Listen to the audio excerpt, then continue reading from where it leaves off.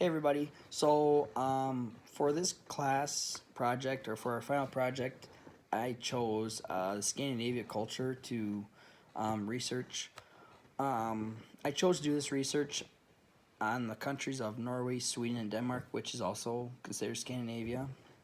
I chose this region of the world because first, I know almost nothing about the communication and business practices, so I thought it'd be a good way to learn. The second reason, and it's probably the biggest reason of all, is that I have a lot of ancestry, especially from Sweden and Norway. So I thought it'd be interesting to find out how they do things in the modern world over there. Um, my ancestors lived on a farm over in Norway, and that farm is actually still in operation today. So I thought it'd be kind of interesting to find what I can out about them. First, my research, I came up with that Norwegians are shy and reserved at first, but generally enjoy conversation once you get to know them. Norwegians are very punctual and take honesty and integrity to another level. The business communication culture in Sweden, when you meet with somebody, they actually prefer that you are introduced by a third party, and they consider that a handshake is binding and trustworthy. I think the United States is also kind of that way, maybe not quite that much, um, but a person's handshake is meant to open up communication with that person. Um, when it comes to body language, the Swedish do not rely on hand gestures and body language, but they keep it to a minimum. In our readings this semester, we read about different cultures that may treat their people differently by social class, age, and sex, but in Sweden there are no classes. The Swedish are quite conversational according to the article. They are well knowledgeable in the English language and uphold verbal agreements.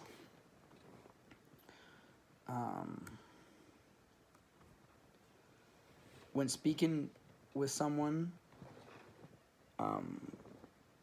they are actually okay if there is a silence or an awkward pause. They're actually okay with it.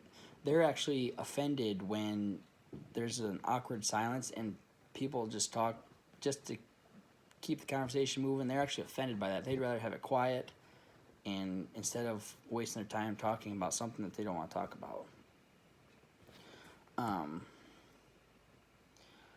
um, in Denmark, over 98% of the population speak Danish, but German is the official language in the regions that border Germany. Greenlandic is spoken by about 1/10 of 1% of the Danish population.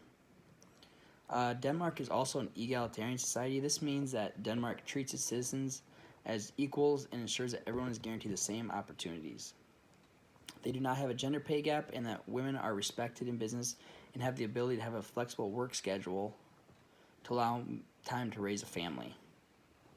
The one thing that kind of struck me about Denmark is that they actually don't um, encourage tipping. Well, they probably encourage it, but it's not necessary because the service staff is actually paid enough that they don't rely on tips to make their wages. Next point is elderly care in Scandinavia.